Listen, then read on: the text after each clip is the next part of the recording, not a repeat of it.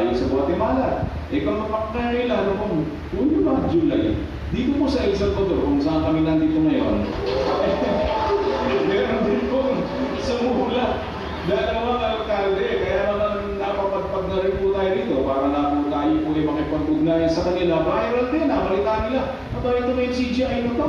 Ginagawa pa lang nila sa Honduras ito at saka sa Guatemala. Kalapit lang naman ba na bansa po kasi ito Eto, El Salvador. Sumulat po yung mga alkalde.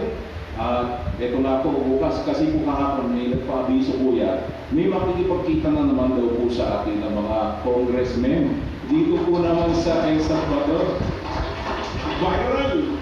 Nabalitaan nila yung ginagawa natin. Hindi po tayo mga kapatid nagkakalat ng kung ano-ano salita Nakikita nila na nababalitaan nila mismo sa mga tao. Kaya sabi ko nga po, hindi lang sa atin viral ito pati sa mga tagalabas. At yung nga po sa Costa Rica, just recently, 4 na sulat po mula sa 4 na alkalde rin ang nagpahayag po ng kanilang pakiusap, pamanhik sa FCGI para po di-decree daw ang FCGI here sa sewa po sa kanila.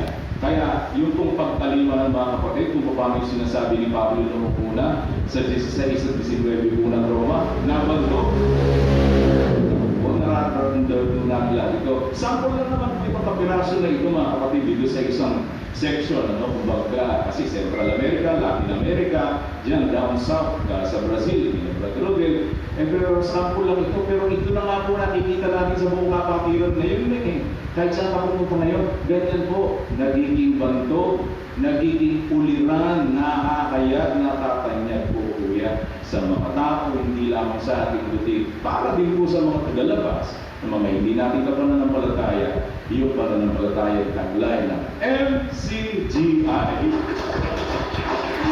Sarap po sa kalooban ng ganito ko yan.